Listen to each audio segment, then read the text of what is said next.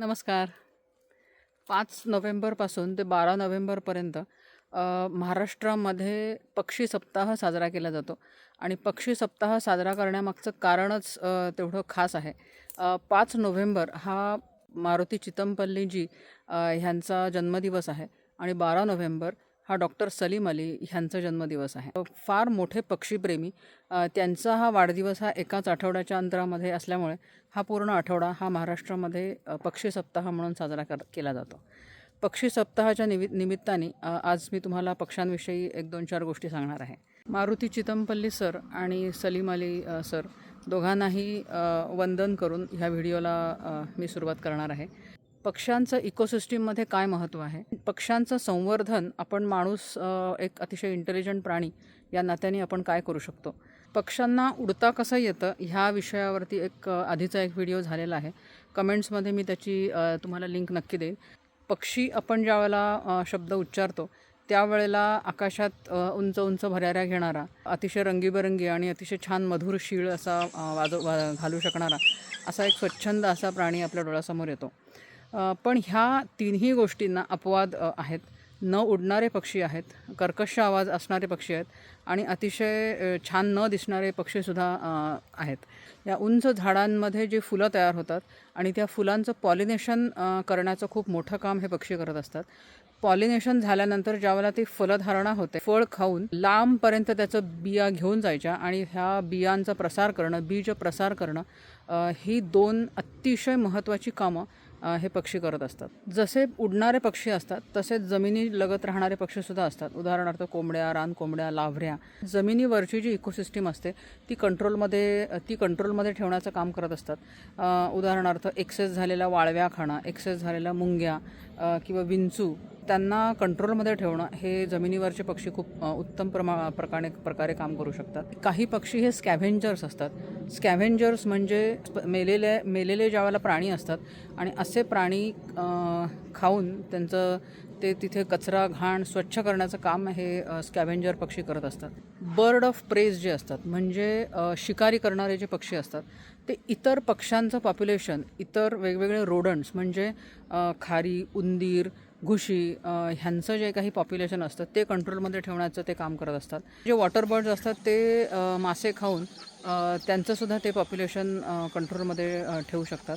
थोडक्यात म्हणजे इकोसिस्टीमला कंट्रोलमध्ये ठेवणं हे अतिशय महत्त्वाचं काम हे पक्षी करू शकतात.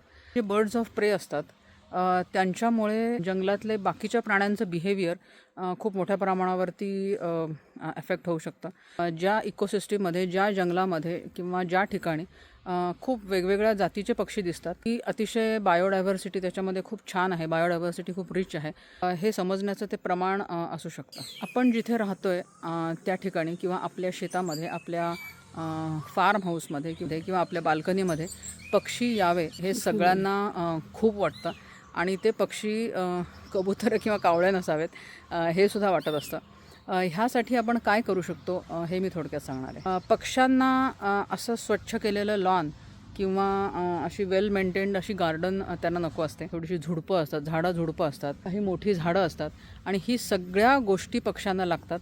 पक्ष्यांना घरटी बांधण्यासाठी मोठी जुनी झाडं लागतात की ज्याच्यामध्ये ते ढोल्या करून किंवा त्यांच्या उंच फांद्यांवरती ते पक्षी घरटी करू शकतात. आपल्याकडे येण्यासाठी त्यांना खाण्यासाठी काहीतरी लागतं आणि पाणी लागतं. पक्ष्यांना खाण्यासाठी ठेवणं ही बाकी चुकीची गोष्ट आहे. ह्याचं कारण असं आहे की बळी तो कानपिळी ह्या अतिशय निसर्ग नियम आहे फार मोठा आणि जर का आपण पक्ष्यांना खायला ठेवलं तर जे मोठे पक्षी असतील किंवा जे पटकन रिप्रोड्यूस होणारे, खूप जास्त प्रजनन पटकन होणारे जे पक्षी असतात तेच ते अन्न जास्त खातात आणि मग नंतर आपण त्यांचा तो इकोसिस्टीमचा जो बॅलन्स असतो तो आपण पूर्णपणे डिस्टर्ब करून टाकतो.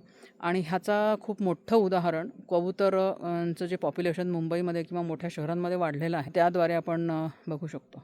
पक्षी आपल्याकडे यायचं असेल तर आपल्याला पक्ष्यांची इकोसिस्टीम थोड्या प्रमाणात त्यांना प्रोव्हाइड करण्याची गरज असते. म्हणजे त्यांना आवडणारी झाडं, पक्ष्यांना काय लागतं, कोणची झाडं आवडतात ह्याचा जर आपण थोडासा अभ्यास केला तर आपल्याला सहज तशा पद्धतीची झाडं लावता येतात. म्हणजे फुलणारी झाडं, फळणारी झाडं, तशा पद्धतीची जर का आपण झाडं त्यांना अवेलेबल करून दिली तर पक्ष्यांचा बॅलन्स हा बरोबर राहू शकतो. आपण रेडी खाणं जर का त्यांना दिलं तर बाकी तो बॅलन्स बिघडून जातो. पक्ष्यांना पाणी नक्की ठेवावं. पाण्याचे वेगवेगळे साठे तयार करावे आणि कमी जास्त उंचीवरती जर का पाण्याचे साठे तयार केले तर पक्ष्यांना नक्की फायदा होतो. पक्ष्यांना आवडणारी 1-2-4 झाडं मी तुम्हाला सांगणार आहे. अडुळसाचं झाड पक्ष्यांना खूप आवडतं. त्याच्यापैकी शिंपी पक्षी जो असतो तो अडुळसाच्या पानांमध्ये घरटं करतो. मधमाशांना त्याची फुलांमधला मध आवडतो. सनबर्ड्सना त्याच्या फुलांमधला मध आवडतो. चेरी, करवंद, तुती अशी झाडं पक्ष्यांना खूप आवडतात. सनबर्ड्सना आवडणारी जी झाडं असतात त्यापैकी कुंती किंवा कामिनीचं झाड सनबर्ड्सना आवडतं. जास्वंदीच्या फुलांवरती सुद्धा खूप मध आवडीने पिताना दिसतं. चला तर मग ही पक्ष्यांना आवडणारं एकतरी झाड आपण ह्या सप्ताहामध्ये लावूया आणि हा पक्षी सप्ताह साजरा करूया.